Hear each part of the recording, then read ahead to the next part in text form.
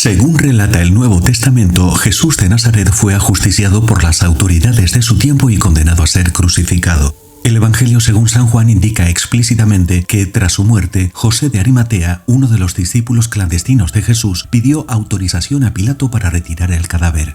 Dado que el cuerpo manaba sangre por la nariz y por la boca, colocaron alrededor de su cabeza un sudario que quedó profusamente manchado. Según la tradición, ese sudario es el que se conserva en Oviedo desde tiempo inmemorial. Se trata de una tela muy arrugada, agujereada y recosida que presenta unas huellas que merecen ser estudiadas. Para su análisis, los investigadores aplican la terminología que aparece en pantalla, haciendo una distinción entre el anverso y el reverso de la tela. Se observa con claridad un eje de simetría en la configuración de las manchas, ya que el sudario fue doblado por la mitad cuando la sangre todavía tenía la propiedad de empapar el tejido. Todas las manchas han sido convenientemente cartografiadas para poder comprender su configuración.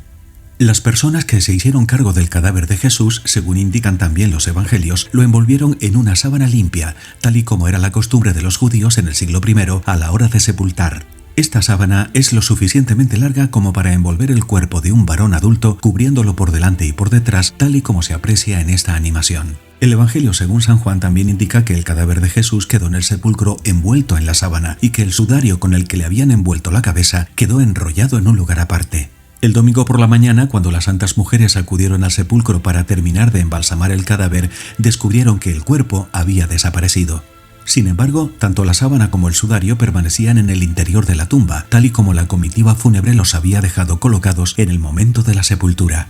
La sábana se conserva en la ciudad italiana de Turín, pero el hecho de que presente manchas compatibles con las que podemos observar en el sudario de Oviedo indica que probablemente envolvieron el cuerpo de la misma persona el mismo día. Este congreso pretende explicar la correlación que existe entre las manchas de sangre presentes en ambas telas. Bueno, ¿qué? ¿Cómo estaba la paella? No se oye. Esto ya es otra cosita. A ver, ¿cuántos no estuvieron esta mañana? Bueno, tenemos unas cuantas personas. A ver, cuéntenle con una palabra a ellos cómo fue esta mañana, según la opinión de ustedes. ¿Les queda claro, no? Pues lo que vieron esta mañana fue una pastilla de goma comparado con lo que viene hoy. Es decir, la primera parte era la parte aburrida, ahora viene la parte interesante. ¿Y saben por qué? Porque tengo un gran honor de presentar, evidentemente, a un artista estupendo, como todos probablemente sabemos y tendremos oportunidad de comprobar en el museo, pero a un científico de primera categoría. Y esto es lo que, con la belleza de las obras que salen de sus manos, a veces se nos olvida. Este hombre que tenemos aquí mide, observa y es capaz de ver en las manchas difusas de unas telas lo que ninguno de nosotros ve. Y como muy bien nos indicó el profesor Alfonso Sánchez Hermosilla, es capaz de devolvernos el cadáver que necesitábamos para estudiarlo.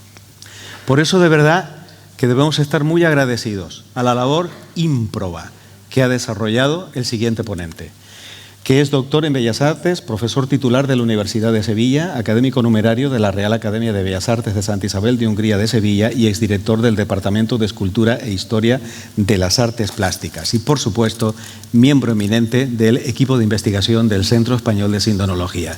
Señoras y señores, con todos nosotros el doctor Juan Manuel Miñarro López. Adelante. Gracias.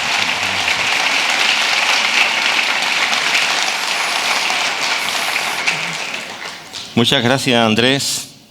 Buenas tardes a todos. No voy a perder el tiempo, no es perder el tiempo, lo que pasa es que ante la situación del desarrollo de una ponencia, mis agradecimientos y eso vendrán finalmente, al final del tiempo que tengo concedido para el desarrollo. Es un tema complejo el que voy a intentar explicar y lo intentaré hacer de una manera lo más simple que pueda, pero lógicamente de una manera sencilla que tampoco quiere, eso lo digo yo muchas veces, lo voy a hacer de una manera sencilla pero no simple, porque esto no se puede explicar de una manera simple. Es sencillo lo que voy a intentar explicaros, que es la correlación que hay anatómica entre la Sábana Santa de Turín y el Sudario de Oviedo, que es un poco el objetivo de este congreso científico, es de lo que hablamos. 2 telas, un solo cuerpo. Bien, entonces una presentación de unas, vamos a suponer que son 60, teniendo en cuenta las que son de texto, en total son unas cuantas solamente, que son las que tienen fundamento. Entre la 1 y la 7 vamos a ver una introducción, que es lo que, bueno, es lo normal que hagamos en estos casos, una introducción a la metodología y a los objetivos, y explicaros más o menos cuál es mi origen, de cuándo empecé yo aquí, que empecé en esta fecha. Estas primeras serán unas diapositivas introductorias. Después, entre la 9 y la 27, hablaremos de los primeros trabajos que realicé, porque esto ya empezó hace muchos años. Hay que decir que yo empecé con el tema Sábana Santa de Turín en el año 2001-2002. Estamos en el 22, por lo tanto son 20 años ya. Y con el tema del Sudario de Oviedo, pues caí en el equipo en el año 2006. Los primeros estudios lo hice para el segundo Congreso Internacional del Sudario de Oviedo, y bueno, eso fue en el año 2007. Y a partir de ahí he estado trabajando sobre la correlación de ambos lienzos, porque ya había trabajado previamente en la síndone. Aquí me ven rodeado de un equipo de personas fundamentales, entre ellos veis a Guillermo Era, vemos a don Ángel Pavanese, tristemente desaparecido, al doctor Delfín Villalain Blanco, que fue mi profesor en los temas de medicina legal y de antropología física en aquellos momentos. No voy a hablar de los que están vivos. Ahí vemos a Felipe Montero, mi querido amigo, que también fue mi maestro en conocer el sudario, y después a este gran equipo se han ido incorporando personas de las cuales he aprendido mucho. Sin ellas no habría podido hacer nada. Para esa participación en el congreso, pues bueno, pues lo que hice pues fue hacer una serie de pruebas prácticas. Aquí veis solamente unos ejemplos de eso, no voy a entrar porque esto fue una comunicación. Y yo partía de todos mis estudios de fisonomía sobre el hombre de la síndone, porque aquí hay una hipótesis. La hipótesis, ¿cuál es? Que estas 2 telas pudieron envolver el mismo cadáver. ¿El cadáver de quién? Pues todo parece que apunta al Jesús de Nazaret que vemos representado en la síndone, que coincide con toda la iconografía que hay del retrato de Jesús, que es un retrato que se ha oficializado tanto en Oriente como en Occidente y que todos reconocemos. Entonces, para mí era hasta cierto punto fácil incluso empezar a hacer las primeras pruebas. Todas las diapositivas de la 9 a la 27 va a hablar de los primeros trabajos. De la 29 a la 40 vamos a hablar de un descubrimiento importante, que ya lo veréis, no lo voy a destripar ahora mismo, pero que nos cambió el giro de las investigaciones a partir del 3 de junio del año 22. Fijaros que estamos hablando del año 22. Pero es que después veréis una serie de diapositivas que va de la 41 a la 49, donde vamos a ver los análisis últimos que se han hecho y las revisiones necesarias a partir de ese descubrimiento que veremos más adelante. Y ya las últimas nos hablan del futuro. ¿Qué quiere decir? Que esto no acaba. A mí cuando algunas veces me dicen, bueno, ¿y tú vas a publicar otro libro que hable del tema de la correlación síndone-sudario? Les digo siempre lo mismo, cuando termine. Cuando termine. Lo que no quiero es publicar algo y que dentro de 1 mes, 2 meses encontremos otro detalle en el sudario, porque parece mentira que una tela tan insignificante continuamente nos esté dando sorpresas. Ya veréis las sorpresas que tenemos. Pero es que la síndone también. Claro, la síndone nos está empezando a dar sorpresas desde que vemos la cara oculta de la luna. ¿Cuál es la cara oculta de la luna? La que no habíamos visto hasta hace prácticamente unos meses, cuando a Alfonso Sánchez, nuestro director de equipo, le envían, yo creo que fue Simonetti el que te lo envía, ¿no? Nos envía la otra cara de la Sábana Santa, la otra parte del problema, nada más y nada menos que el 50% del problema, porque siempre nos hemos centrado en ver lo que hay en la parte de la imagen, cuando con la imagen chocamos con un muro que es infranqueable, porque no tenemos manera alguna de explicar qué es. No, sabemos lo que no es. Lo que es, no. Con la ciencia en la mano, Después podemos especular, podemos deducir, podemos decir que es la huella de la resurrección, podemos deducir todo lo que queráis. Que aquí hay algo oculto que pertenece a la física cuántica que ha producido eso, pero todo eso, aún así, con todo eso en la mano, por muchas hipótesis que se lancen e ideas que tengamos novedosas, reproducirlo en laboratorio hasta ahora no ha sido posible. Por lo tanto, lo que no se puede medir, no se puede decir que se conozca. Toda ciencia se basa en la toma de medidas. Bien, las premisas fundamentales que yo tenía, las primeras eran de contenidos teóricos. Yo tenía que contar con todo lo que se había hecho antes que yo, evidentemente. Todas las aportaciones de los investigadores que me habían precedido, las actas de los congresos, todas las actas, la bibliografía, toda la que pude, Esas fueron las premisas iniciales para empezar este trabajo en el año 2007. Estas son las de contenido teórico. Las de contenido, las de conocimiento. Las de contenidos teóricos, pues lógicamente me hacían falta una serie de contenidos teóricos, que una parte yo las tenía ya por mi formación, anatomía humana, geometría proyectiva, todo eso ya en parte lo tenía por mi profesión, por ser artista, por ser escultor, por haber dado clases incluso de geometría descriptiva durante 6 años en la facultad, pero después me hacía falta también contar con antropología física, con una serie de cosas que me pudiesen permitir, lógicamente, que yo fuera capaz de identificar las manchas, esas manchas, identificarlas con huellas de accidentes morfológicos de un rostro, que eso lo podía hacer en base de mi formación artística, y a partir de ahí, tanto en el plano bidimensional como en su tridimensionalidad, intentar relacionarla con una cabeza humana. ¿Con qué cabeza humana? Con esta.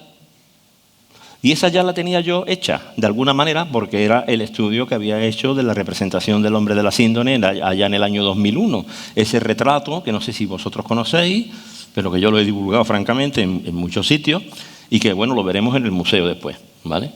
Hay que partir de ese rostro que aún no tiene y presenta ningún tipo de deformación, ni ningún tipo de contusión, ni nada. Después, las siguientes premisas eran a nivel metodológico. Había que diseñar un procedimiento adecuado para asegurarnos el mayor rigor. Es decir, porque aquí lo fundamental en este tipo de trabajo es evitar el capricho. Y aquí el capricho se produce con una facilidad que ustedes no os podéis ni hacer una idea. Cuando se pone uno a comparar manchas, pensando solamente en que las manchas se parecen, eso es el puro capricho. Eso es el puro azar. Porque manchas muy parecidas, o heridas muy parecidas, podían dejar manchas muy distintas. Entonces no podemos basarnos en eso. Me tenía que basar en la antropología física. ¿Por qué? Porque dentro del campo de acción de la ciencia forense, estos párrafos los voy a leer porque entiendo que esta letra allá al fondo de la sala probablemente os resulte compleja. No molestarse en leer, las voy a leer, ¿vale? Porque lo que me interesa es que veáis las imágenes cuando las imágenes tengan importancia. Ahora mismo vamos a ir ligeros, ¿no? La antropología física dentro del campo de acción de la ciencia forense tienen como objetivo la identificación de personas vivas o muertas, analizando los rasgos somáticos faciales o corporales y los restos óseos. Entonces, por eso es importante, Los puntos craneométricos, cefalométricos, en eso no podemos entrar porque eso sería llevarnos 3 días hablando de una disciplina que se estudia, precisamente tenemos un especialista en antropología física que es nuestro director de equipo. Bien, no vamos a entrar en eso. Lo siguiente, basarnos en unos procedimientos que nos permitan el poder analizar el parecido, las evidencias, las características que comparten estos dos lienzos. Y para eso, una de las mejores metodologías son las superposiciones fotográficas. La superposición fotográfica atribuida a un mismo individuo, cuando no existen restos materiales, es una técnica confiable que es muy útil para realizar exclusiones, fundamentalmente para exclusiones, pero que también pueden dar lugar a identificaciones positivas si se observan y se cotejan características únicas verificables mediante un número importante de puntos característicos, que son los que en un momento determinado pueden llegar a adquirir valor probativo. Eso ya después en las conclusiones veremos y podemos poner el ejemplo de la dactiloscopia, es decir, se busca una serie de puntos característicos en una huella digital. No vamos a encontrar el 100% de los puntos característicos, pero encontraremos un porcentaje elevado. Probablemente pueda ser un 99,99 o potentemente puede ser un poquito menos, pero en el momento que los sistemas judiciales que hay por ahí nos dicen a mí con 12 puntos me bastan o a mí con 8 puntos me basta, a este tío lo tengo yo identificado por este fragmento de huella y ese tío va a la cárcel. Vale, eso lo digo porque después va a ser interesante cuando lleguemos al final de la charla. Y sobre todo cuando después, desde el punto de vista de la matemática, nuestro amigo Pedro ponga el broche de oro a lo que es lo que estamos haciendo. Aquí veis, por ejemplo, este tipo de cosas. Bueno, pasamos enseguida a otras premisas. Estas son las nivel práctico. Es decir, yo puedo tener claramente el contenido teórico, puedo tener los antecedentes, puedo tener la metodología, pero como yo no tenga materiales, instrumentos, como yo no tenga capacidad práctica de poner esto en marcha, no voy a ninguna parte. Entonces, ¿qué necesito? Facsímiles de calidad contrastada, por supuesto. No tengo casi nunca, y tenemos mucha dificultad, de tener acceso a los objetos originales. La dificultad es inmensa. Que se lo digan a un restaurador, que le traigan un cuadro de Velázquez durante 5 días, se lo quiten y ya no se lo puedan devolver nunca más, y que ahora tenga que, con los análisis que hizo, decir lo que ha encontrado allí. Es un obstáculo inmenso. Si no puede volver al original, entonces lo importante era eso. Después tener las suficientes capacidades de práctica, por tener modelos del natural, tener las herramientas posibles para estudiar todos los recursos que van a permitir que tengamos un nivel práctico, que consigamos con ello desarrollar actividad. Aquí veis, por ejemplo, eso era el sótano del estudio, ha sido así durante unos pocos de años, con facímiles, transparencia, con esquemas, con todos los procedimientos habidos y por haber para analizar por separado y después juntos esos dos elementos que teníamos ahí que poner en contacto. El número de puntos de evidencia se iban sumando con el paso de los años, pero claro, las dudas también. ¿Qué objetivos fundamentales persigue esta investigación? Pues, estamos hablando de la correlación entre la síndrome y el sudario. Poner de manifiesto, este es nuestro objetivo fundamental. No venimos a convencer, no venimos a demostrar, no vamos a demostrar absolutamente nada. Lo único que queremos hacer es poner de manifiesto si existe o no existe correlación entre la información procedente del sudario de Oviedo con la procedente de la síndrome de Turín. A todos los niveles. Bien. Lo siguiente, estudiar en el plano, sobre el plano, porque los lienzos los tengo ya sin lo que envolvieron, pero indudablemente lo envolvieron, por lo tanto tienen que ver con las tres dimensiones, manifiestan propiedades del espacio puestas en el plano. Estudiar las propiedades de ambos lienzos manifiestan en el espacio. ¿En dónde? Sobre el plano. Las manifiestan en el espacio, pero las estudiamos sobre el plano. ¿Por qué? Porque no tenemos el cadáver. Bien. Lo siguiente, intentar responder a dos preguntas. Ya veréis que de las dos hay una que es quizá la que más de uno de vosotros deseéis que os demos. ¿La síndrome de Turín y el sudario de Oviedo envolvieron en algún momento la cabeza del mismo cadáver? Sí. La siguiente me va a costar más. ¿Son los lienzos sepulcrales de Jesús de Nazaret? No. Ni sí ni no. Pero la ausencia de la prueba no es la prueba de la ausencia. ¿Vale? Es decir, que para esto lo mejor es el respeto del silencio. Que cada uno, dentro de sí mismo, responda a esta pregunta, sobre todo después de ver la exposición de esta noche. Y vosotros, lo que decía Lucas, ¿quién decís que soy yo? Bien. Ya con esto hemos terminado esa parte introductoria. Ahora vamos a ir un poquito más rápido porque resulta que esta parte también es mucho más compleja. Pero yo quiero llegar a las aportaciones, porque vamos a ver, si nos vamos de aquí con lo mismo que sabíamos, hombre, yo en una clase mía no me gustaría que eso sucediera. ¿Vale? Yo quiero que cada minuto aprendan. Bien, entonces, bueno, vamos a ir a lo que vamos a ir. A partir de ahora vamos a entrar de lleno en lo que es el meollo del asunto. Y el meollo del asunto decía, ¿cómo se trabaja con el sudario de Oviedo? Aquí yo tengo uno pequeñito, como lo veis, con su agujerito, con sus pliegues. Hemos trabajado sobre esto, pero esto no es una tela, esto sí que es un plano, cuidado. Entonces aquí las relaciones pueden ser cartesianas. Aquí las relaciones pueden ser cartesianas. En el espacio son convectivas. Son diferentes, pero son tan interesantes como las cartesianas.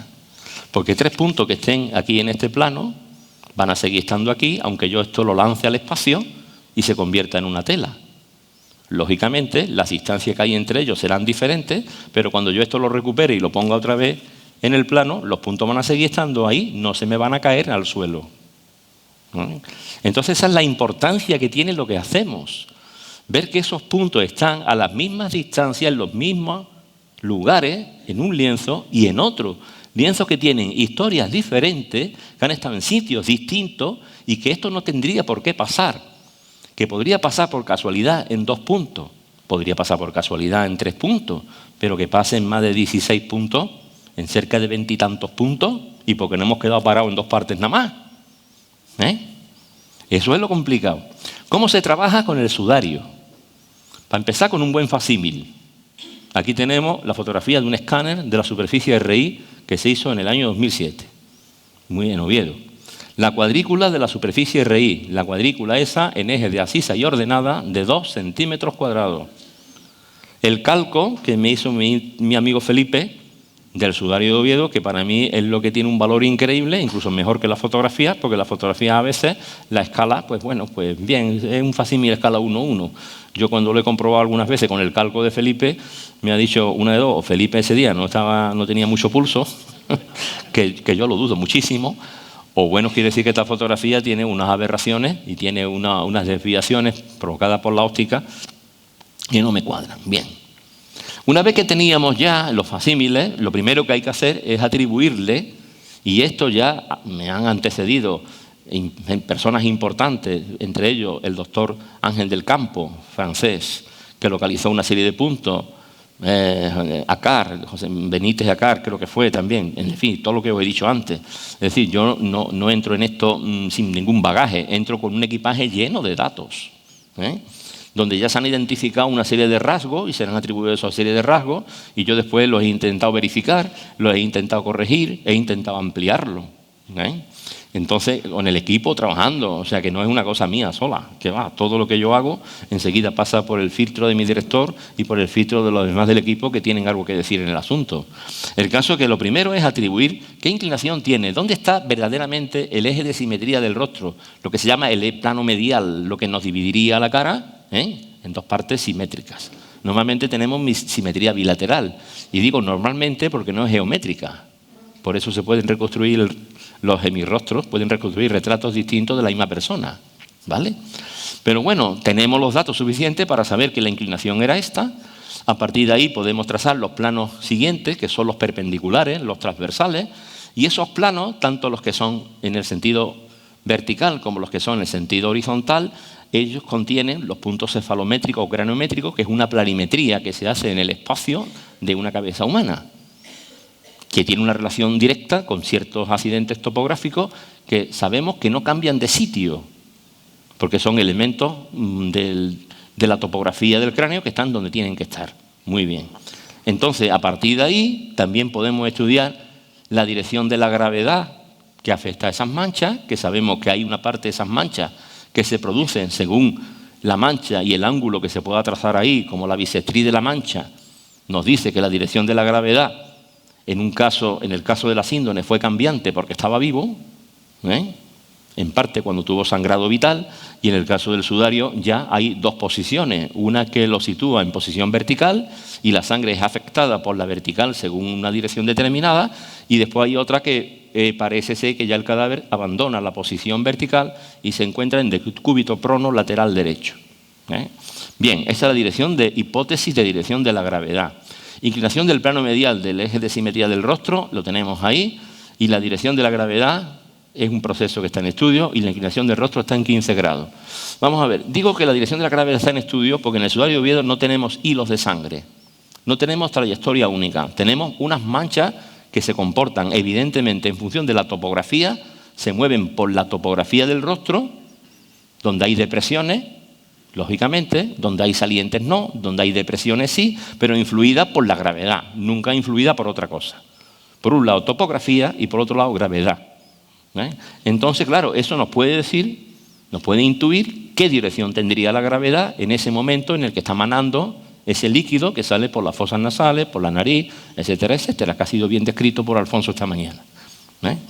Pero eso para mí no es un tema importante. Si aquí hubiera hilos de sangre, tendríamos una trayectoria para medir la dirección de la gravedad en cada caso, pero no la tenemos. Bien, en base a esto, situar los puntos cefalométricos, se llaman cefalométricos cuando se hablan de cabeza no esqueletizada, craniométrico cuando nos referimos a cráneo. Aquí suponemos que lo que tenemos no es una cabeza esqueletizada, sino que tiene pelo, barba, bigote, melena, etcétera, etcétera, etcétera. Todas sus características completas. Como el hombre de la síndrome, exactamente igual. Partimos de que puede ser el mismo. Entonces, una vez que tenemos el eje medial, se sitúan primero los puntos que son impares. En ese sentido, se pueden situar en el sudario de Oviedo perfectamente una vez que hemos establecido esos puntos de referencia gracias precisamente al trabajo de los que nos han precedido. A partir de que tenemos ya situados los puntos esos fundamentales, también podemos trazar las líneas transversales para situar los puntos impares. Y eso se hace con reglas y medidas. Hay distancias Sabemos que la oreja de una persona se sitúa a una distancia determinada de los puntos cefalométricos que están en el rostro. Y esa distancia se puede medir perfectamente. Yo para el segundo congreso, utilicé de modelo a mis alumnos de tercero de procedimiento de Bellas Artes. Elegí entre los dos grupos, tenía 50 modelos. Y a esos 50 modelos, preferentemente de varones, le tomé medidas con las cintas antropométricas que yo tracé para el caso de los puntos que fueran en el eje sagital o vertical y los que fueran de los planos horizontales. Y bueno, y con eso pues estuve tomando medidas y eso me sirvió para, por ejemplo, al sudario de Oviedo situarle las orejas, como veis, es el riñón, que fue el punto que localizó el punto rígido, donde mi nariz no se mueve, la punta de la nariz sí, pero el punto este no. Eso nos lo ha explicado muy bien Alfonso esta mañana. Y al mismo tiempo, pues bueno, sabemos que la oreja derecha fue localizada por Guillermo Eras Moreno y Margarita Ordey en una de las manchas de la cara RD del sudario. Esa mancha estuvo en contacto con la oreja derecha y parece ser que entró por ahí la sangre y eso me sirvió a mí para determinar la posición de las orejas. Con lo cual estamos completando la información que no tiene el sudario de Oviedo. La tiene, porque el sudario de Oviedo tiene la información, la tiene así. Envolvió la cabeza así, ¿vale? Como un cilindro. La sábana santa lo hizo así, como si la cabeza fuera la botella. Entonces yo tengo una cinta métrica que mide esto y otra cinta métrica que mide esto. Si yo consigo cerrar las dos cintas métricas, ya puedo tener el perímetro completo de esa cabeza y puedo tener cerrado todo el estuche que me sitúa los puntos anatómicos. Y eso es fundamental. Aquí los veis, la línea horizontal de Frankfurt. Esto se utiliza en la antropología física desde hace ya mucho tiempo. La inclinación medial del rostro, en los puntos determinados. El punto inión. Inión es el centro de la nuca. Ese punto está relacionado, lógicamente, con el eje que nos cortaría la cabeza por la mitad. ¿Comprende? Ahí estaría. Tendríamos ese punto que es un punto de referencia muy importante. Claro, el sudario de Oviedo, ¿dónde tiene el centro de la nuca? Pues mire usted, al parecer siempre se tuvo en cuenta que podía estar en el centro de las manchas puntiformes, pero eso no es así. Porque si lo ponemos ahí, no tenemos una cabeza de 20 centímetros de semiperímetro o 25, eso es imposible. Tendríamos una cabeza de un adulto de unos 50, no esqueletizada, imposible.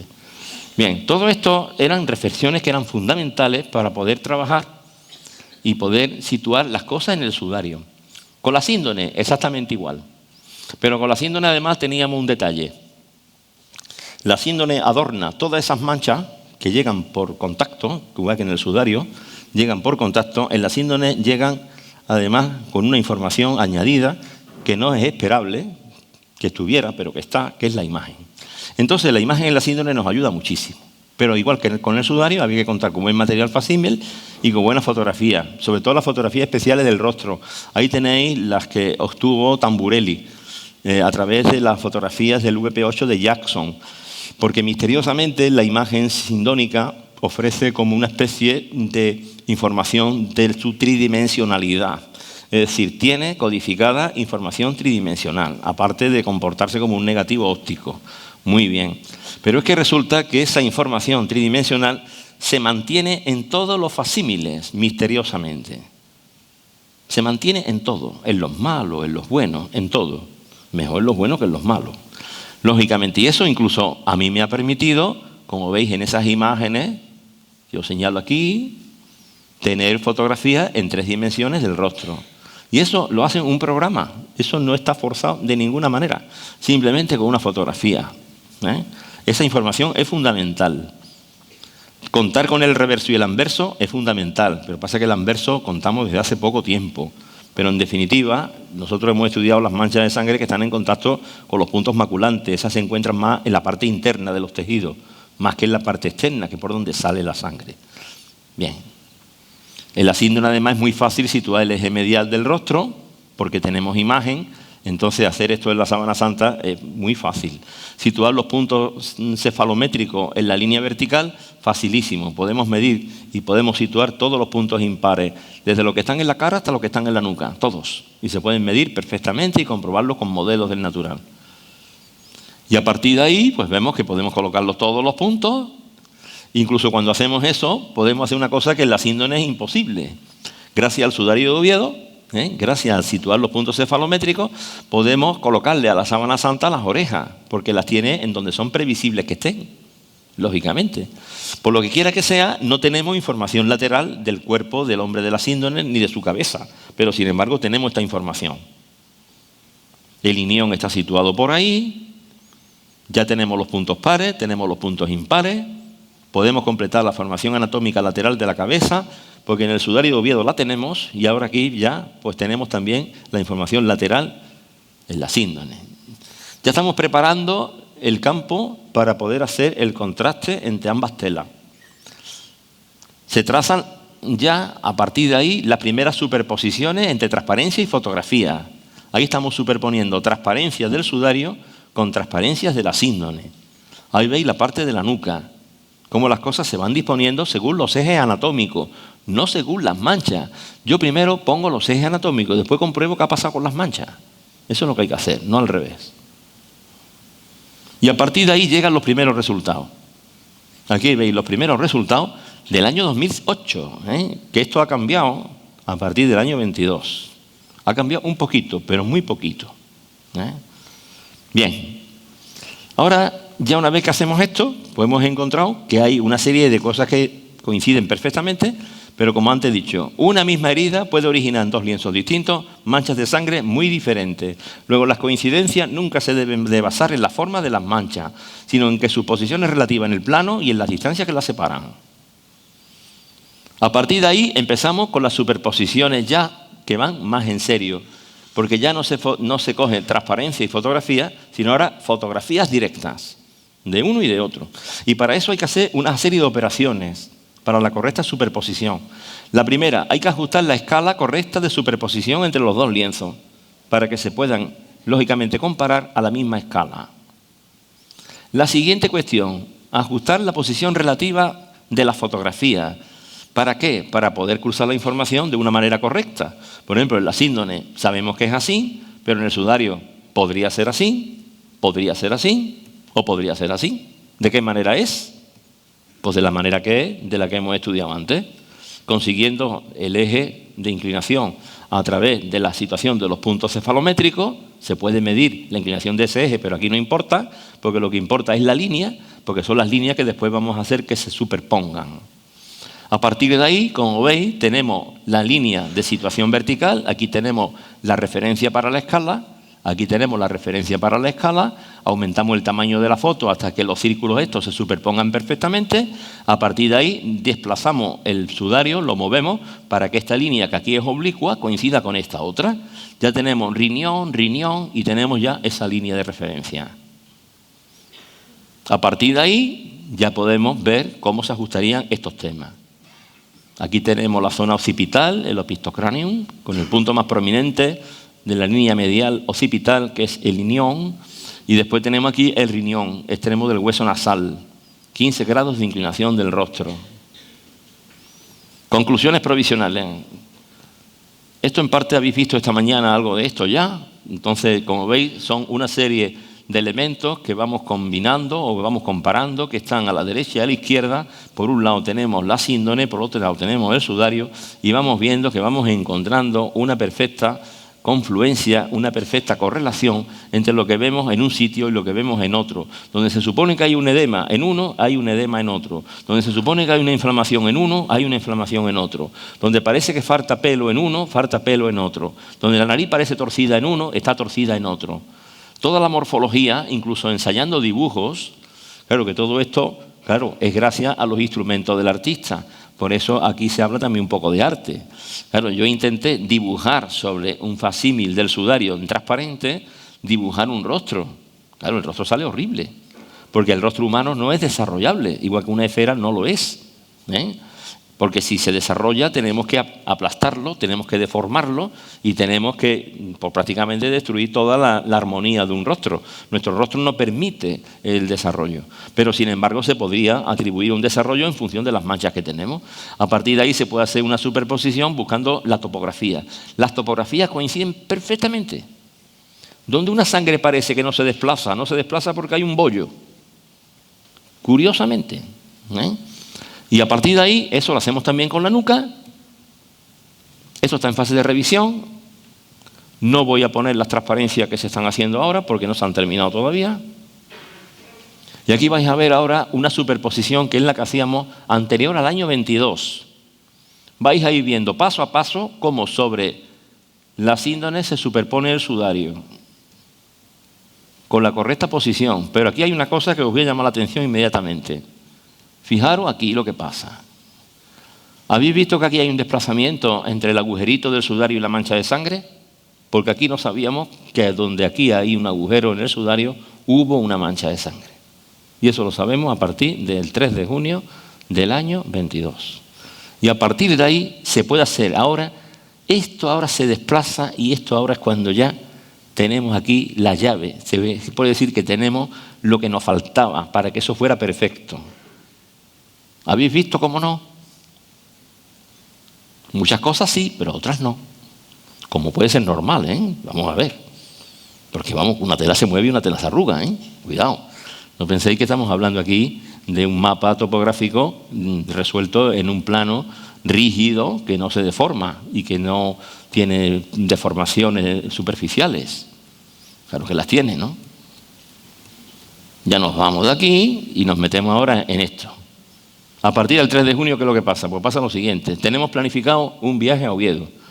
Se va a hacer un control, aparte de asistir a la entrega del facsímil de la síndone, que ya nos comentaba Alfonso esta mañana, al arzobispo de Turín, de Oviedo, y al mismo tiempo, pues bueno, pues da una conferencia que me tocaba una tarde del día 3, que era el día, creo que fue el 3 cuando llegamos, no sé si era el 3 o el 4, el caso, una conferencia que se dio allí, organizada por el Ayuntamiento de Oviedo, sobre la correlación síndone-sudario. Bueno, pues antes de todo eso, resulta que aquí tenemos este agujerito.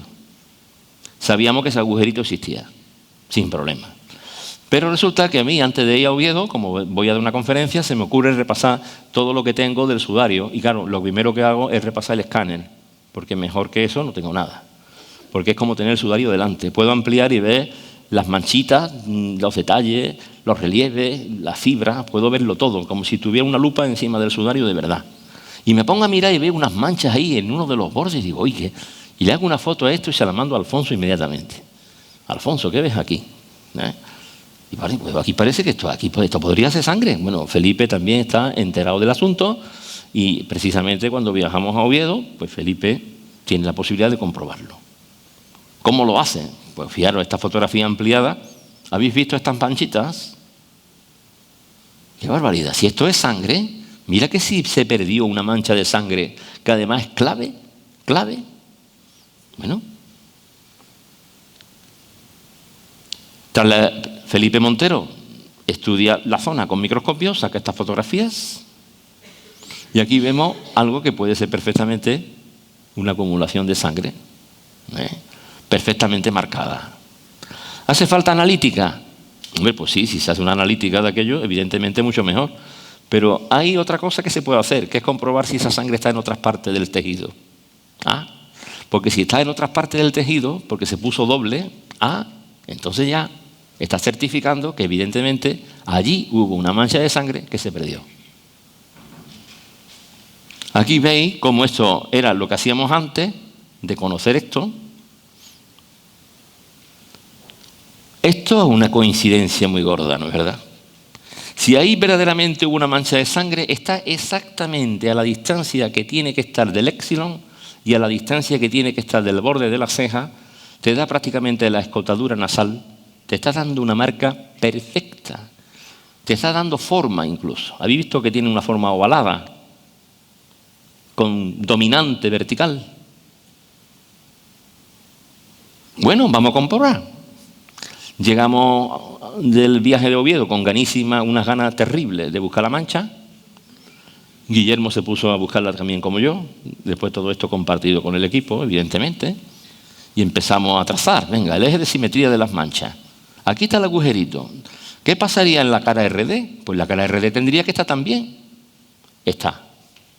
En la cara RD está. Bueno, pues vamos a buscarlo ahora por la otra parte, el anverso del sudario, que sabéis que como somos muy bizantinos en el equipo, le ponemos ahí AD, anverso del sudario, izquierda, derecha, anverso del sudario, pero bueno, vale.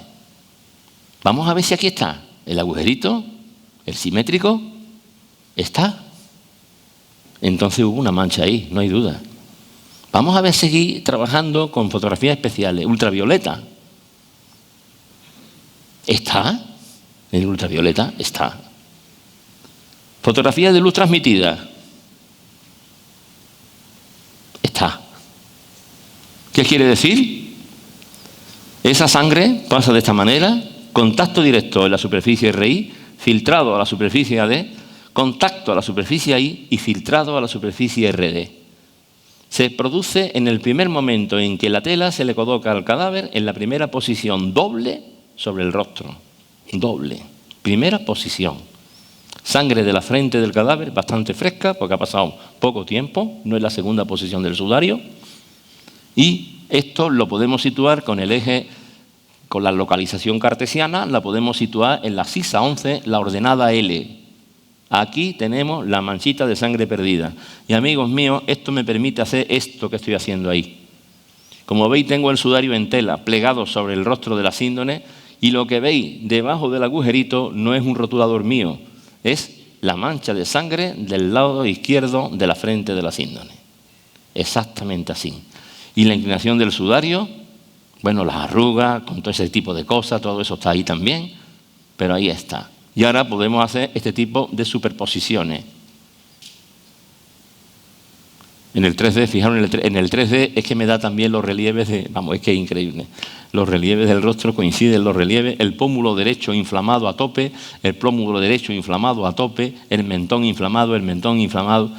Y esto es una simple fotografía de un facsímil hecho en Turín, además impreso en lino y con una calidad extraordinaria, que fue parte de lo que se le entregó al arzobispo de Oviedo. Pasa que se le entregó toda la sábana completa, el reverso, por supuesto. El estado actual. Tenemos que revisar, señores, toda esta parte de aquí, relacionada con la zona del rostro, y con la zona del rostro, ¿sabéis qué? Elegimos la frente. ¿Por qué? Luego lo explicaré un poquito más adelante. ¿Por qué se elige la frente? Porque tiene una geometría muy simple, porque no tiene pelo. Vamos a ver, es que estudié una parte que tiene pelo, el mentón con la barba, con el bigote, el pelo se mueve, ¿eh? Todos nos levantamos por las mañanas despelucados, seguro, ¿no es verdad? Entonces, lo que no suele pasar es que las orejas se nos cambien de sitio. Eso es una cosa que hasta ahora a mí no me ha sucedido jamás. Siempre por la mañana las tengo donde creo que las tengo que tener. Entonces, bueno, la nuca, pues bien, también es una parte convexa, tiene una convexidad, no tiene accidentes topográficos llamativos, y también se puede decir que es bastante estable, pero también se mueve porque tiene pelo, y las heridas están, lógicamente, con la cama de pelo por encima, lo que son las lesiones, ¿no? Pero bueno, lo primero es la cara. Venga, vamos a hacerlo a la frente, y la frente el rostro. Y ahora cogemos, y ahí veis toda una serie de cuestiones. Lo primero es intentar buscar grupos de manchas características, grupos de manchas singulares, características. Y estos grupos de manchas los estáis viendo arriba y los estáis viendo abajo con las ampliaciones. Y fijaros, esos grupos de manchas coinciden perfectamente en uno y en otro, sin puntualizar todavía puntos, porque los puntos vienen para que después mi amigo Pedro trabaje. Pero esto es empezar a poner ahora, ya estamos como enfocando el problema, pero ahora ¿queréis que lo enfoquemos más? Venga, vamos a enfocarlos más. Ponemos marcadores. Entonces los marcadores es como la ley del punto gordo. El marcador tiene mucha dimensión, pero ya me está especificando lugares claves. Y ahora voy a intentar superponer los marcadores fotográficamente. Y cuando eso se hace, los marcadores están donde tienen que estar en ambas telas. Tienen que estar donde tienen que estar. A partir de ahí, mi amigo Pedro convierte eso en nubes de puntos, de elementos finitos, y a partir de ahí es cuando ya se puede hacer el análisis matemático, que sí que es demostrativo, porque sí que cuantifica lo que nosotros estamos observando. Eso lo cuantifica y la matemática demuestra. Bien, ¿por qué se elige la frente? Por una sencilla razón, por la convexidad. Y fijaros, si yo sitúo toda una serie de puntos en la frente, se ven muy poco afectados por la distorsión que se produce cuando esto después pasa al plano. Sin embargo, si eligiéramos el pómulo, el mentón, la punta de la nariz que se mueve, pues no, ahí no podríamos trabajar con nada. Hemos terminado con la frente. La nuca, más complicado. En la nuca tiene un pelo, tiene la coleta, que si tiene, bueno, vale, todo lo que queráis. Pero hay unas manchas que se parecen una barbaridad. Yo muchas veces pienso por qué Richie, cuando fue en el año 65 a Oviedo, viendo solamente una parte que no entendió que veía, porque se equivocó incluso, pero dijo 23,4 y ¡uy! Pero si no tenía que haber hecho eso, nada más tenía que haberle dado la vuelta y ver las nucas. Pero si yo tengo puntos puntiformes en la nuca y tengo puntos puntiformes aquí, eso ya me está situando a esas dos telas con el mismo cadáver, porque difícilmente voy a encontrar puntos puntiformes tan parecidos. Porque la cara, yo creo que en el sudario no entendió nada. De la cara del sudario no entendió nada. Él midió allí lo que le pareció, 23,4 y ¡uy! ¿Vale? Yo cuando vi el sudario por primera vez, lo que más me llamó la atención fue la nuca. Fijaros qué curioso, nada de la cara, porque yo cara no tengo, pero en la nuca sí que tengo esas manchas puntiformes y tengo esa geometría de convexidad y tengo esa coleta que también la tengo en la síndone. Hombre, ¿qué más quiero? Después podré medir, podré demostrar con matemáticas, podré hacer lo que quiera, pero yo estoy encontrando nubes de puntos que son iguales, en lienzos que no tienen la misma historia, que están en lugares diferentes. La revisión crítica de la nuca, lo primero que pasaba era por el tema de situar el punto inión. Vamos, aquí hay un tema que hay que significarlo siempre bien. En la nuca hay pelo, no pasa como en la nariz. En la nariz podemos situar el rinión, el nación. Pero en la nuca, si buscamos el inión, puede ser que lo encontremos, tiene que estar donde tiene que estar anatómicamente. Pero puede ser que no tenga nada que ver con las manchas de sangre con respecto a la síndone. ¿Por qué? Porque se puede desplazar. Porque de hecho cuando le fijan el sudario a la cabeza, se lo fijan al pelo. Y cuando tiran de él hacia la izquierda, arrastran. Y veréis que queda además huella, en el sudario queda huella del arrastre. Y se puede medir que se desplaza entre 4 y 3 centímetros a la izquierda. Están buscando la confluencia sobre el rostro. Mientras que están desde atrás, desde adelante están tirando. Bien, el caso es que en la síndone, ahí tenemos el punto inión, está situado aquí. Y al principio nos parecía que tenía que estar situado en las mismas manchas, porque estas manchas con estas, puñetas, esto parece que son de la misma etiología. Es decir, parece que manchas que tienen el mismo origen maculante. Pero eso no tiene nada que ver con su posición después anatómica. Porque se puede desplazar la tela. La herida no, pero la tela sí. Y sobre pelo más. ¿Vale? Entonces, yo me acuerdo que con Alfonso decía, bueno, Alfonso, ¿tú qué crees? ¿Que en el sudario de Oviedo tiene que estar el inión aquí? Porque a mí me sale que tiene que estar más lejos, porque si no, el perímetro o semiperímetro que yo tengo es muy pequeño. Y me sale una cabeza de 28, eso no puede ser, ¿no? Y Alfonso, muy sabiamente, me dice, no, Juan, vamos a ver. Porque aquí tienes que tener en cuenta que el diámetro el perímetro de esta cabeza es una cabeza no esqueletizada, que tiene pelo, que tiene edemas, que tiene chichones. Como no te salga entre 60 y 58, no hay nada que hacer. Efectivamente. Entonces aquí hay que atribuirle al inión una posición en un área amplia. No se puede determinar si es aquí, más para arriba, más para abajo. ¿Vale? No hemos quedado manteniéndolo ahí, pero a mí eso no me importa, porque lo que me importa es lo mismo de antes. Vamos a coger grupos de manchas características y cogemos los grupos de manchas que estáis viendo aquí. Yo aquí incluso le he puesto numeración, pero estos no son marcadores. Los marcadores vinieron después y después de los marcadores vinieron los elementos finitos. Los puntos, que son ya nubes de puntos de elementos finitos, que eso ya es lo que le corresponde a Pedro. Y eso es lo que él ha situado, y eso es lo que él ha comparado, y eso es lo que él ha estudiado. Entonces ahora le toca el turno a Pedro. Pero antes me vas a dejar que termine, porque son 2 o 3 cosas las que voy a decir nada más. Muy pocas, pero muy pocas que son importantes. Las siguientes son: ¿hemos terminado la investigación? No, padre. ¿Vamos a terminarla? Tampoco, nunca. Habrá que seguirla. Tenemos que buscar quién la siga. A ver, voluntarios. Voluntarios a dar su tiempo, su dinero, todo. Por esto que además te quita prestigio. No te da, te lo quita. Porque siempre la relación de esto con la iglesia y con las reliquias es una cosa que no podemos dejar que la gente olvide. Pero bueno, tenemos cosas de las que hablar, por supuesto que sí. Por ejemplo, en el sudario hemos encontrado duplicidad de manchas. Aquí tenéis, por ejemplo, esta mancha que vemos ahí en el sudario, antes estuvo aquí. Es decir, tiene un primer contacto aquí y después otro contacto ahí. El agujerito tiene una posición, primero ahí, la mancha de sangre, después ahí y después se queda en el agujerito. ¿Qué está pasando? Que están tanteando, el sudario se está moviendo de la izquierda hacia la derecha, sobre un rostro ensangrentado. Entonces lo que no podemos encontrar son 3 manchas quietas en el mismo sitio, porque entonces habría sido llegar y pegar. Y eso no podía pasar, porque alguien tenía que estar sujetando esa tela y entonces tenía que haber desplazamiento, muy lógico. Ese desplazamiento coincide en distancia con el mismo que hay en la nuca, curiosamente. Y después tenemos esto, fijaros, el éxilon del sudario y el asíndone. Aquí tenéis el perfil del éxilon en el sudario y la gota. Hombre, esto ya es un poco el colmo, ¿no es verdad? Es que tiene todo el contorno. Es que parece que ese coágulo que había ahí, con forma de tren invertido, actuó de dique de contención para que la sangre que hay por la frente no terminara desplazándose completamente, sino que se quedara parada ahí, de la derecha hacia la izquierda, y no pasó hacia la izquierda, porque de alguna manera el éxilon es como si hubiera actuado de barrera. Eso lo decía Delfín Villalain. Yo me quedé con la copla inmediatamente y lo dije, pues muy lógico.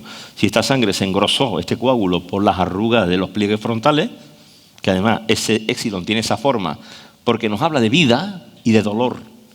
El éxilon nos habla de vida y de dolor. Contracciones violentas del músculo frontal por el dolor tremendo que tenía que sentir el crucificado cada vez que tenía que tomar una bocanada de aire, tensando los nervios sobre los clavos que le atravesaban las muñecas y los que le atravesaban los pies. Aquí tenéis cómo se repite en el sudario de Oviedo, la gotita del éxilon está en 3 puntos. Hay 3 posiciones, en el sudario hay 3 posiciones, porque hay más movimiento en el sudario que en la síndone. Hay que recordar que cuando se cubre con la síndone, el cadáver está completamente quieto, los depositan en la parte inferior de la tela, con lo cual ya toda la tela queda bajo el peso del cuerpo, y ahora la parte de adelante simplemente la pliegan, y ahora como cuando estamos haciendo una cama, hacemos a lo mejor un poquito así, y la dejamos, y ahí se quedó. Eso de cinta, de envoltorio y de nada de eso, eso no existe, aunque esa fue una cosa que defendía porque me parecía que esa hipótesis de Jackson durante un tiempo podía tener cierto realismo, pero la verdad es que entonces la información que nos habría llegado en la sábana era otra. Las duplicidades son reveladoras de desplazamientos y movimientos, y esto nos habla de un naturalismo bárbaro, un naturalismo impresionante. Y ahora fijaros, las duplicidades en la síndone nos habla de que la sábana santa, cuando se la están colocando, no solamente se hacen desplazamientos laterales, que se hacen de izquierda a derecha, de derecha a izquierda. ¿Por qué? Porque si se supone que el sepulcro era del tipo que nosotros hemos reproducido en cabra y del tipo de los que vemos en las reproducciones que se hacen a través de la información de Florentino Díaz sobre el sudario, tenemos que la bancada sobre la que se sitúa el cuerpo, detrás tiene un muro. O sea que el cadáver no se puede situar desde la izquierda. Se tiene que situar desde la derecha y ahora la sábana se la ponen de derecha a izquierda. Por lo tanto, los desplazamientos que vemos en la síndone de manchas duplicadas es de derecha a izquierda y no de izquierda a derecha. Y encima de arriba a abajo. De arriba a abajo, están tensando. Y fijaros, ahí están las duplicidades. Perfectamente, todas coinciden. Esta de aquí es impresionante. Lo ha medido Pedro. El ángulo que hace esto, finalmente la tela queda quieta encima pero aquí la tienes primero. Primer contacto. Segundo contacto y queda. A partir de ahí filtra, porque queda. Aquí lo tenéis, primero ahí, después ahí. Aquí y después aquí y aquí. Aquí y después aquí. Aquí y después aquí. Esto hay que seguir estudiándolo, evidentemente. Y hacer fotografías buenas. El sudario de Oviedo, fijaros lo que hay ahí, un rastro. Esto es un restregón. Esto es un restregón en mi tierra. Ese restregón equivale a que esa mancha se duplica porque cuando se le pone, ahora se desplaza. Ahí es cuando se produce que el inión ya no nos coincide con la síndone. Sí, señor, como es muy lógico, porque están tanteando. Esto no fue llegar y pegar. No están poniendo un sello en un sobre. Desplazamiento a la izquierda. Y otra cosa, curiosísima. La sábana santa tiene manchas que no sabemos de qué son. Ahí están. ¿Veis esos cercos, esa especie de manchas claras? Bueno, ahí la tenemos en negativo. ¿Eso qué es lo que es? Claro, yo se lo mandé a Alfonso y Alfonso me dice, será otro tipo de fluidos, pero no son los fluidos que caben esperar, pero pueden ser otros tipos de fluidos, que puede haberlos, puede haber vómitos, puede haber muchas cosas. Bien, el caso es que ahí hay una información. Oye, pero qué barbaridad, pero qué información tiene esto. ¿Por qué la tiene? Y ahora esto suena un poco a copla, las 4 esquinas. Pero es que el sudario tiene 4 esquinas, de las cuales han estudiado siempre la de Ricci, porque bueno, fue el que le dio el giro copernicano a esto. Claro, la de Ricci es la que tenemos aquí, que es una mancha claramente cadavérica, no tiene cerco de coagulación alguno, esta la ha identificado perfectamente Alfonso, ha visto los coágulos de fibrina, ha visto todas las características que puede tener una mancha que nosotros hemos asociado con las salidas de la punta de la lanza, cosa que también es impresionante. Pero que hay otra esquina, claro, que es la siguiente, la que le das la vuelta. Se comporta como esta, porque es la misma, evidentemente. Pero es que tenemos esta otra esquina. Y aquí en esta esquina hay una serie de manchitas, hay muchas punteaduras, y yo me pregunto, ¿estas manchitas de dónde vienen? ¿Dónde cayeron cuando se cubrió el cadáver? En la primera posición, no tanto, pero en la segunda, ¿dónde cayó? Yo he hecho pruebas con las telas del sudario y me coinciden muy cerca de la mancha en alas de mariposa. Pero claro, ¿ahí terminaba la tela en la época en la que se usó? No, porque a esta tela le falta tela por todos lados. ¿Qué es lo que hemos estado haciendo en los últimos tiempos? Mi amigo Felipe y yo, midiendo. Ya en su libro, él tiene la hipótesis de que el sudario podía medir, o tenía que haber medido, tenía que tener sus medidas en relación con el codo judío. La sábana santa mide 8 por 2 codos, 8 por 2 codos. El sudario era 1 por 2. Eso significa 110 por 55. Señores, ¿dónde nos hace falta tela? ¿En el lado derecho o en el izquierdo? No hace falta en el lado del nudo. Y todos lo habéis comprobado cuando hemos querido anudar con el sudario que tenemos la cabeza de alguien. El trabajo que nos cuesta hacerlo. Porque nos falta tela en la parte de la izquierda del cadáver, no en la parte de la derecha del cadáver. Porque ahí habríamos tenido un obstáculo y habríamos tapado la oreja. Y la oreja deja una mancha en la segunda posición. No puede estar cubierta. Bueno, mancha de Ricci. Relación con la lanzada. Ahí la tenéis. El sudario cubre, y ya lo dijo Alfonso esta mañana, no solamente la cabeza, sino parte del torso. Puede haber manchas de sangre, y de hecho las hay, que tienen que ver con la flagelación, porque son de origen vital. Y al mismo tiempo hay una mancha ahí en el sudario que tiene origen cadavérico. Claro, si nosotros pensamos que hace una mancha de origen cadavérico en la espalda del hombre del sudario, pues tenemos que pensar inmediatamente, a ver si, lógicamente, si es Jesús de Nazaret, si es el hombre de la síndone, tiene una perforación en el costado. Si esa perforación es una lanzada, ¿por qué no salir la puntita de la lanzada por detrás? Bueno, pues puede ser.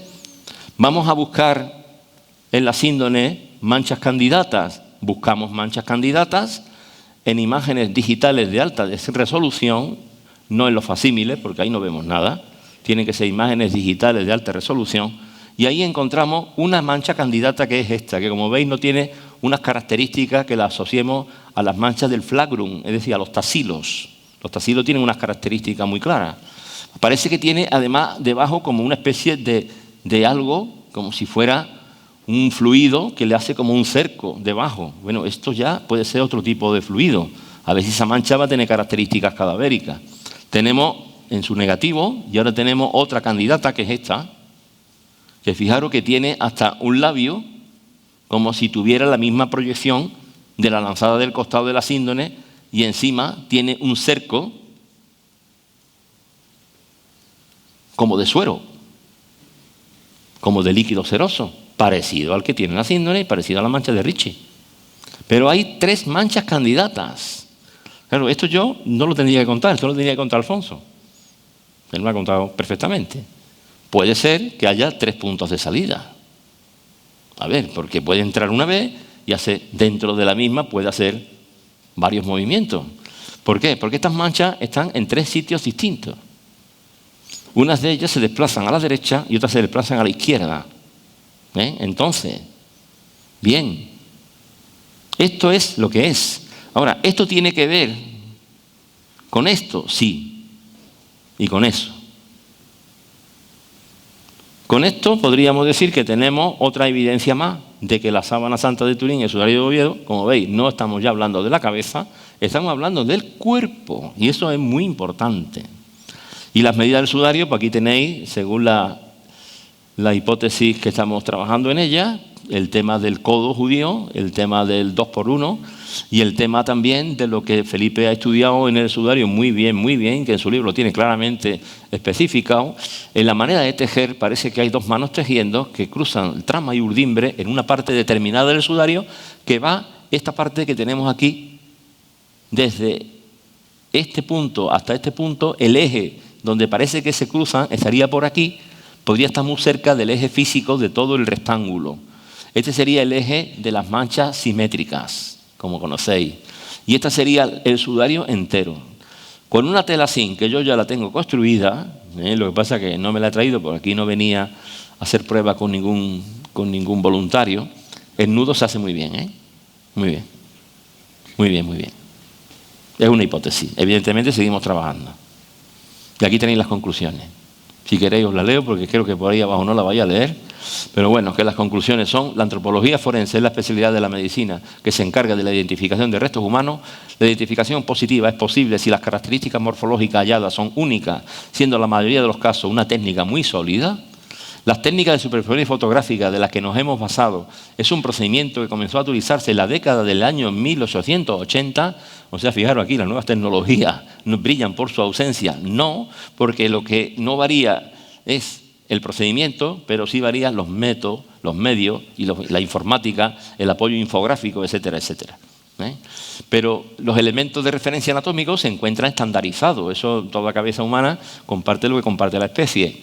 Y las técnicas utilizadas básicamente no han cambiado, aunque sí los medios tecnológicos. El número de puntos controlados con las superposiciones de transparencia y de fotografía han reproducido durante el cotejo un número importante de coincidencias, sobrepasando con creces el número mínimo de puntos de evidencia que exigen la mayoría de los sistemas judiciales, entre 8 y 12.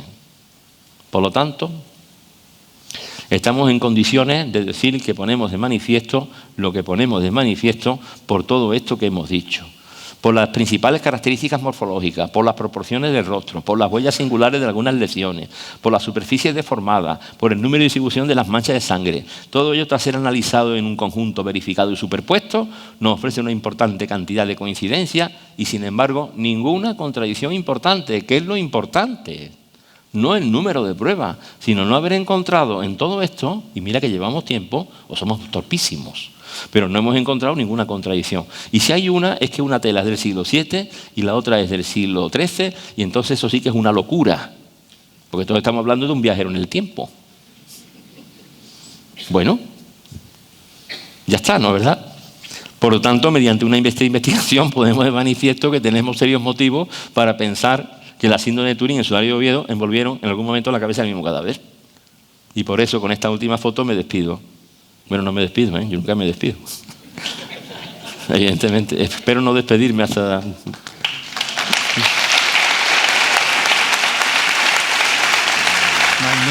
muchísimas gracias. Magnífico.